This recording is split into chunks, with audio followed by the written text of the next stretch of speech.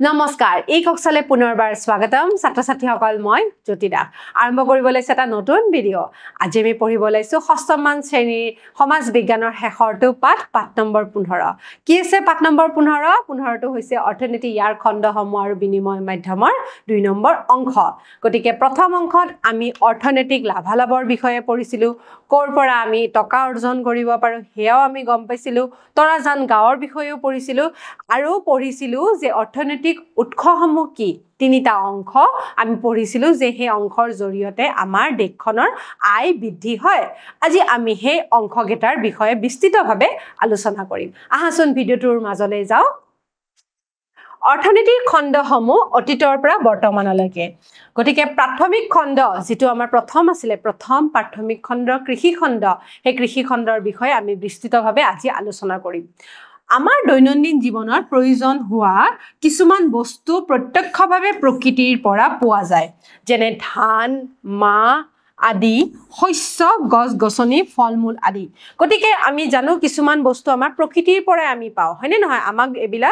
সদায় লাগিয়ে থাকে যিদৰে ধান মাহ শস্য বা আন গছ-গছনি বা ফল-মূলৰ পৰা আমি বহুত বস্তু পাও হয়নে নহয় খোৱা বস্তু পাও কিছুমান বস্তু জীৱ-জন্তুৰ পৰাও পোৱা যায় যিদৰে ধৰা মাছ মাংস গাখীৰ এবিলাক আমি জীৱ-জন্তুৰ পৰা পাও মাছৰ পৰা আমি মংস পাও হয়নে নহয় মাংস পাও তাৰছত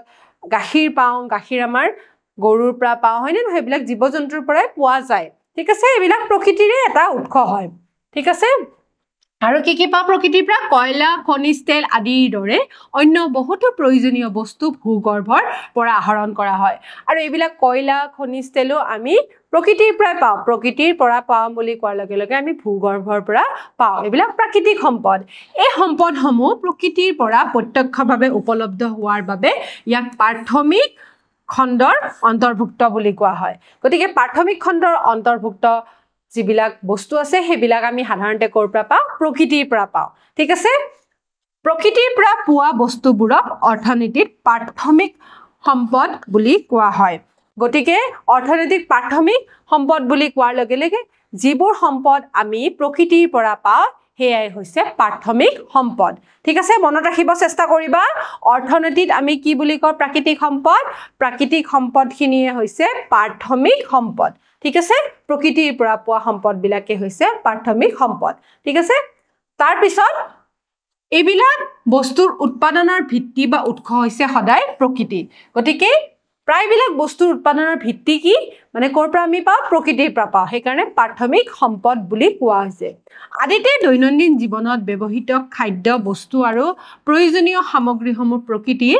পৰা আহৰণ কৰাৰ ক্ষেত্ৰত কিছু সীমাবদ্ধতা আছিল ঠিক আছে আগতে দৈনন্দিন জীৱনত যিবিলাক বস্তু আমি ব্যৱহাৰ কৰো হেবিলাক আমি প্ৰকৃতিৰ পৰা আহৰণ কৰোতে কিছুমান অসুবিধা আছিল হয়নে নহয় কিন্তু আজিকালি আমি কৃষি খণ্ড যিমানে উন্নত হৈ গৈছে হিমানে আমি প্ৰাকৃতিক সম্পদৰ পৰা কিছুমান বস্তু অতি অনায়াসে পোৱা দেখা যায়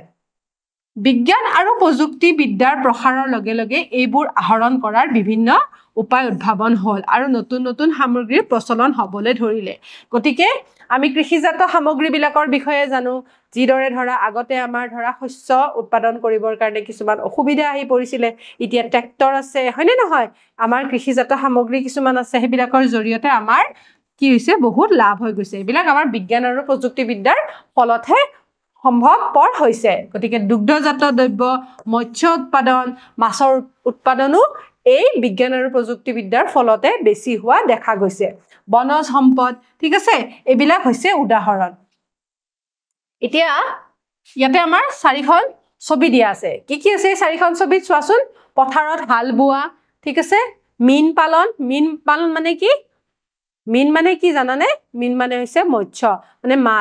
মাছ পালন কৰিছে ইয়াতে তাৰ পিছত কৃষি কাৰ্য ঠিক আছে কৃষি কাৰ্য তাৰ পিছত পশুপালনৰ বিষয়ে তোমালোকে জানাই আমাৰ বিভিন্ন ধৰণৰ পশু আমি পালন কৰো হয়নে নহয় গৰু ছাগলী হাঁহ কুকুৰা এবিলাকৰ জৰিয়তে আমি কিছুমান বস্তু পাও ঠিক আছে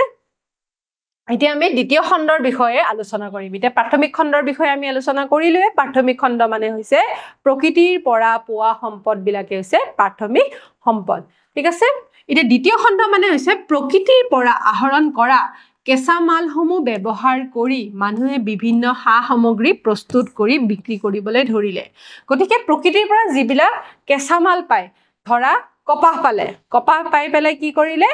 তাৰ পৰা কিছুমান বস্তু বনোৱা হল কপাহৰ পৰা কাপোৰ বনোৱা হল গতিকে হেবোৰ মানুহে নিজেই বনাবলৈ চেষ্টা কৰি পেলাই সামগ্ৰী বনাই পেলাই তেওঁলোকে বিক্ৰী কৰিবলৈ ধৰিলে ঠিক আছে এইদৰে ব্যৱসায় বাণিজ্যৰ আৰম্ভণি হল আৰু প্ৰসাৰৰ লগে লগে মানুহৰ সম্পদ আৰু সা-সামগ্ৰী আহৰণৰ ইচ্ছা আৰু আকাংক্ষাও বৃদ্ধি পাবলৈ ধৰিলে গতিকে যিবিলাক প্ৰকৃতিৰ পৰা আহৰণ কৰা কেঁচা মাল হেবিলাক ব্যৱহাৰ কৰি তেওঁলোকে নতুন নতুন সা-সামগ্ৰী প্ৰস্তুত কৰিলে আৰু সেই সা-সামগ্ৰী প্ৰস্তুত কৰি পেলাই তেওঁলোকে ব্যৱসায় বাণিজ্য কৰিবলৈ আৰম্ভ কৰিলে ঠিক আছে উদ্যোগৰ প্ৰতিষ্ঠা বা উদ্যোগৰ নিৰ্মাণে পৃথিৱীখনক এটা নতুন ৰূপ দিলে ঠিক আছে গতিকে উদ্যোগৰ প্ৰতিষ্ঠা বা উদ্যোগৰ নিৰ্মাণে পৃথিৱীখনক এটা নতুন ৰূপ দিলে য'ত ধৰা বহু ধৰণৰ বস্তু বনোৱা হল যিদৰে মই তোমালোকক ক'লো বয়ন শিল্প কপাহ আনি পেলাই কাপোৰ বনোৱা হল অন্য সামগ্ৰী কিছুমানৰ জৰিয়তে বেলেগ বেলেগ সামগ্ৰীও বনোৱা হল ঠিক আছে এহাতে মানুহৰ কৰ্মবৰ্ধমান অভাৱ আৰু আনহাতে প্ৰযুক্তিৰ উন্নতিয়ে উদ্যোগ খণ্ডক বিস্তৃত প্ৰদান কৰিলে ঠিক আছে যিদৰে ধৰা কাঠৰ পৰা আমি ফাৰ্নিচাৰ বনাব পাৰো হয়নে নহয় আমাৰ ঘৰৰ বস্তু আজবাব বনাব পাৰো হেবিলাক আমি কিছুমান বস্তুৰ জৰিয়তে বনাব পাৰো কিছুমান নতুন উদ্যোগ আৰু কাৰখানাৰ স্থাপিত হল যাৰ যোগেদি বৃহৎ পৰিমাণৰ সা-সামগ্ৰী উৎপাদন কৰাৰ সুবিধা হল যিদৰে আমি বাঁহৰ পৰা কাগজ পাওঁ এনেকুৱা ধৰণৰ কাৰখানা উদ্যোগ স্থাপন কৰা হল ঠিক আছে উদাহৰণ স্বৰূপে চাহ গছৰ পাতৰ পৰা প্ৰস্তুত কৰা চাহপাত বনৰ পৰা সংগ্ৰহ কৰা কাঠৰ জৰিয়তে আজবাব বাঁহ গছক কাগজলৈ ৰূপান্তৰ কৰা আৰু কপাহৰ প্ৰস্তুত কৰা বস্ত্ৰ গতিকে আমি ইয়াতে কেইটামান উদাহৰণ দিয়া হৈছে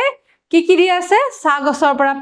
চাহপাতৰ ব্যৱস্থা এটো কোম্পানীৰ জৰিয়তে উদ্যোগৰ জৰিয়তে চাহপাত বনোৱা হয় বনৰ পৰা সংগ্ৰহ কৰা কাঠৰ জৰিয়তে আজবাব তোমালোকৰ ঘৰত থকা চকী মেজ এবিলাক আমাৰ কৰ পৰা বনোৱা হয় কাঠৰ পৰা বনোৱা হয় তাৰ পিছত বাঁহ গছৰ পৰা কাগজ বনোৱা হয় হয়নে নহয় আৰু কপাহৰ পৰা বস্ত্ৰ বনোৱা হয় উদ্যোগ খণ্ডৰ আৰম্ভণি আৰু বিকাশৰ লগে লগে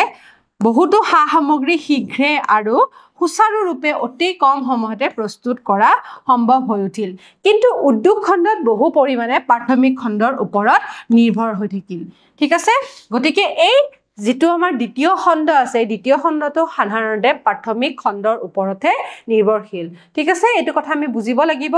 উদ্যোগ খণ্ডটো আমাৰ প্ৰাথমিক খণ্ডৰ ওপৰতে নিৰ্ভৰশীল হৈ আছে হেই এই অৰ্থনীতিৰ দ্বিতীয় খণ্ড বা গৌণ খণ্ড বুলি কোৱা হয় গতিকে ইয়াক কিয় গৌণ খণ্ড বুলি কোৱা হৈছে কাৰণ ই আন এটা খণ্ডৰ ওপৰতে নিৰ্ভৰশীল মানে প্ৰাথমিক খণ্ডৰ ওপৰতে নিৰ্ভৰশীল কাৰখানাত কৰ্মৰত শ্ৰমিকসকল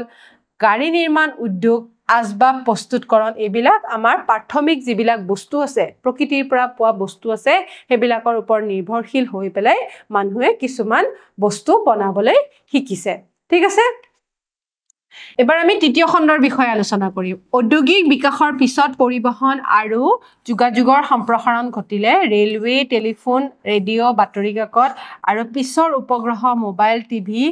আৰু ইন্টাৰনেটৰ দৰে উদ্ভাৱনে যোগাযোগৰ ৰূপান্তৰ ঘটালে গতিকে যোগাযোগ এতিয়া বহুত ক্ষিপ্ৰতৰ হৈ গৈছে হয়নে নহয় অতি সহজে আমি যোগাযোগ স্থাপন কৰিব পাৰো কি কাৰণত কৰিব পাৰো আমি জানো ইন্টাৰনেটৰ জৰিয়তে আমি অতি সহজতে এটা ঠাইৰ পৰা আন ঠাইলৈ যোগাযোগ স্থাপন কৰিব পাৰো ঠিক আছে আধুনিক পৰিবহনৰ জৰিয়তে যিবিলাক বিমান হৈছে বৈদ্যুতিক ৰেল হৈছে মেট্ৰো ৰেল জাহাজ এইবিলাক বিৰাট ফাষ্ট হয় নে নহয় বহুত জোৰত চলে গতিকে ইয়াৰ জৰিয়তে আমি এটা ঠাইৰ পৰা আন এটা ঠাইলৈ অতি অনায়াসে অতি কম সময়ৰ ভিতৰতে যোগাযোগ স্থাপন কৰিব পাৰো ঠিক আছে এই সেৱা খণ্ডই বহু চাকৰিৰ সৃষ্টি কৰে আৰু ই হৈছে আটাইতকৈ দ্ৰুতগতিত বৃদ্ধি পোৱা খণ্ড গতিকে এবিলাক হৈছে এটা দ্ৰুতগতিত বৃদ্ধি পোৱা কিছুমান সেৱা খণ্ড যিদৰে ইয়াতে শিক্ষা প্ৰদান চিকিৎসা প্ৰদান এবিলাক হৈছে সেৱা খণ্ডৰ এটা উদাহৰণ ঠিক আছে এতিয়া আমি অনলাইন মাধ্যমৰ সামগ্ৰী ক্ৰয় কৰিব পাৰো তোমালোকে জানাই তোমালোকৰ ঠাইটো তোমালোকে নিশ্চয় অনলাইন মাধ্যমৰে সামগ্ৰী ক্ৰয় কৰিব পাৰা আজিকালি বহু ধৰণৰ অনলাইন মাধ্যম আছে Amazon, Flipkart এনেকুৱা বহু ধৰণৰ কিছুমান অনলাইন মাধ্যমৰ জৰিয়তে আমি বহুত দূৰত থকা বস্তুটো অতি অনায়াসে ঘৰতে পাবলৈ সক্ষম হৈ যায় গতিকে আমি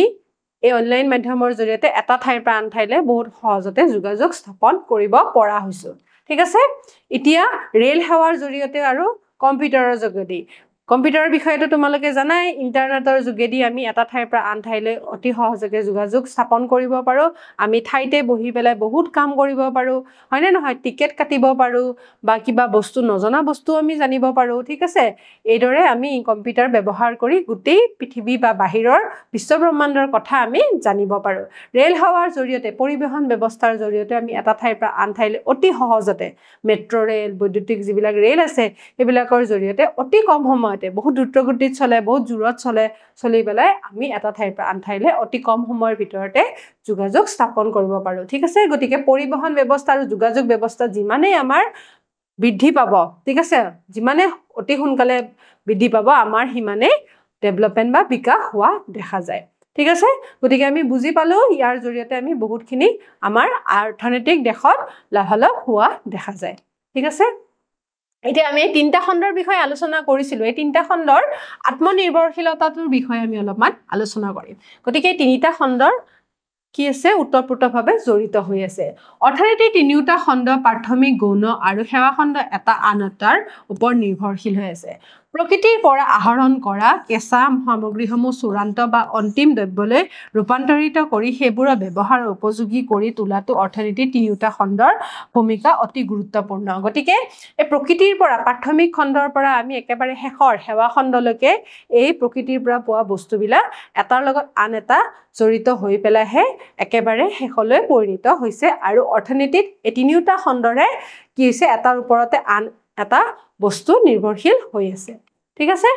প্ৰাথমিক বা কৃষি খণ্ডত উৎপাদন হোৱা দ্ৰব্যবোৰ উদ্যোগ খণ্ডত কেঁচা মাল ৰ মেটেৰিয়েলছ হিচাপে ব্যৱহাৰ কৰা হয় উদ্যোগ খণ্ডই এই কেঁচা মালবোৰ চূড়ান্ত দ্ৰব্যলৈ ৰূপান্তৰিত কৰে ঠিক আছে গতিকে প্ৰাথমিক বা কৃষি খণ্ডত যিবিলাক উৎপাদন হোৱা দ্ৰব্য আছে সেইবিলাক কেঁচা মালসমূহ কি কৰে ৰ মেটেৰিয়েল হিচাপে ব্যৱহাৰ কৰে আৰু উদ্যোগ খণ্ডই এই কেঁচা মালসমূহে লাষ্টত চূড়ান্ত পৰ্যন্ত দ্ৰব্যলৈ ৰূপান্তৰিত কৰে যিদৰে আমি কাঠৰ পৰা আচবাব বনাব পাৰো হেতুৰ কথা কৈছে সেৱা খণ্ডৰ অন্তৰ্গত যোগাযোগ আৰু যাতায়াত ব্যৱস্থাই এই দ্ৰব্যসমূহৰ বজাৰলৈ প্ৰেৰণ কৰা বিক্ৰী কৰাত সহায় কৰে এতিয়া মই এটা উদাহৰণৰ জৰিয়তে তোমালোকক এই পইণ্ট কেইটা বুজাই দিওঁ প্ৰাথমিক বা কৃষি খণ্ডত ধৰা আমি পালো যে কি যিবিলাক আমাৰ কেঁচা মাল আছে ধৰা আমি কাঠ পালো হয়নে প্ৰকৃতিৰ পৰা আমি প্ৰাথমিক খণ্ডত কাঠ পালো কাঠবিলাক আমাৰ কি হৈছে উদ্যোগে কি কৰিছে আচবাব বনাইছে এই কাঠসমূহ ধৰা আমাৰ এখন বেলেগ ঠাইলৈ কি কৰিব লাগিব ইয়াক পঠাব লাগিব ৰপ্তানি কৰিব লাগিব ঠিক আছে ধৰা আমি কাঠ বনাইছো অসমত আমি ৰপ্তানি কৰিব লাগিব ৰাজস্থানত তেতিয়া এই সেৱা খণ্ডৰ যিবিলাক যোগাযোগ ব্যৱস্থা আছে ধৰা ৰেলৰ জৰিয়তে বা বিমানৰ জৰিয়তে আমি এই ঠাইবোৰলৈ এই বস্তুবোৰ আমি প্ৰেৰণ কৰিব পাৰো গতিকে এই তিনিটা বস্তুতে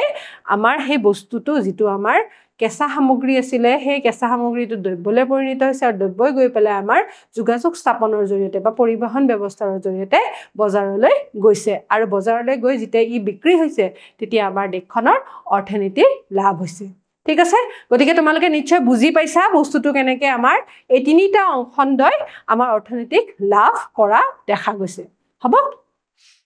এই উদাহৰণৰ সহায়ত প্ৰাথমিক গৌণ আৰু সেৱা খণ্ডৰ পাৰস্পৰিক নিৰ্ভৰশীলতা বুজিব পৰা যায় অসমৰ অধিকাংশ কৃষিভূমিত ধান খেতি কৰা হয় কৃষিভূমিত উৎপাদিত ধানসমূহ ধান বনা কলত চাউললৈ ৰূপান্তৰিত কৰে গতিকে এইটো আছিল আমাৰ কি প্ৰাথমিক খণ্ড প্ৰাথমিক হয়নে তাৰপিছত কৃষিভূমিত উৎপাদিতটো হ'ল আমাৰ দ্বিতীয় খণ্ড দ্বিতীয় বা গৌণ খণ্ড ঠিক আছে মানুহে কি কৰিছে ইয়াক উদ্যোগৰ জৰিয়তে ইয়াক ধান বনা কলত বা চাউললৈ ৰূপান্তৰিত কৰিছে তাৰপিছত চাউলৰ পৰা বিভিন্ন প্ৰকাৰৰ পৰম্পৰাগত খাদ্য সামগ্ৰী যেনে পিঠা পনা লাডু সান্দহ ইত্যাদি প্ৰস্তুত কৰা হয় এই খাদ্য সামগ্ৰীসমূহ ব্যৱসায়ীসকলে স্থানীয় আঞ্চলিক তথা ৰাষ্ট্ৰীয় পৰ্যায়ৰ বজাৰত বিক্ৰী কৰে গতিকে এই পিঠা পনা সান্দহ বাহিৰত যদি বিক্ৰী কৰে বা স্থানীয় ঠাইত যদি বিক্ৰী কৰে তেনেহলে তেতিয়া কিহৰ প্ৰয়োজন যোগাযোগৰ বা পৰিবহনৰ প্ৰয়োজন যাতায়াতৰ বিভিন্ন মাধ্যম যেনে পথ পৰিবহন ৰেল পৰিবহন আদি ব্যৱহাৰ কৰি বজাৰৰ বিপণীসমূহলৈ বিক্ৰীৰ ব্যৱস্থা কৰে গতিকে এইটো হৈছে সেৱা খণ্ড ঠিক আছে আমি তিনিটা খণ্ডৰ বিষয়ে পঢ়িলো হ'ব এতিয়া ইন্টাৰনেটৰ সেৱাৰ সহায়ত অনলাইন বজাৰৰ মাধ্যমেৰে এই পিঠা পনাসমূহ গ্ৰাহকে ক্ৰয় কৰিব পাৰে ওপৰৰ উদাহৰণটোত কৃষিভূমিত উৎপাদন কৰা ধান প্ৰাথমিক খণ্ডৰ অন্তৰ্গত কলত ধান বনি পোৱা চাউলৰ পৰা উৎপাদন কৰা পিঠাগুৰি পিঠা পনা আদি গৌণ খণ্ডৰ অন্তৰ্ভুক্ত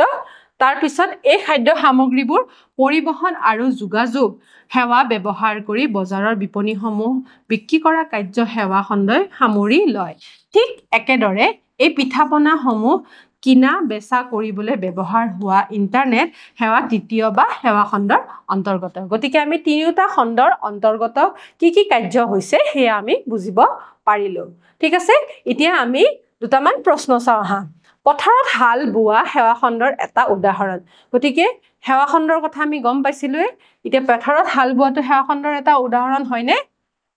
পথাৰত হাল বোৱাটো সেৱা খণ্ডৰ এটা উদাহৰণ নহয় গতিকে শুদ্ধ নহয়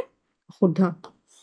ঠিক আছে তাৰ পিছৰ প্ৰশ্নটো চাওঁচোন দ্বিতীয় খণ্ড বা গৌণ খণ্ডৰ এটা উদাহৰণ হৈছে শিক্ষা প্ৰদান বা গাড়ী নিৰ্মাণ উদ্যোগ ঠিক আছে গতিকে দ্বিতীয় খণ্ড বা গৌণ খণ্ডৰ এটা উদাহৰণ হৈছে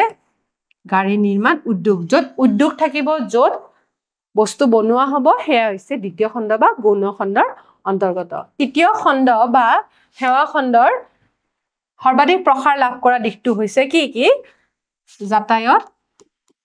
আৰু যোগাযোগ হয়নে যাতায়াত মানে পৰিবহণ ব্যৱস্থা আৰু যোগাযোগ মানে ইন্টাৰনেট বা অন্য যোগাযোগ ব্যৱস্থাৰ জৰিয়তে স্থাপন কৰা ব্যৱস্থাটোৱে হৈছে তৃতীয় খণ্ড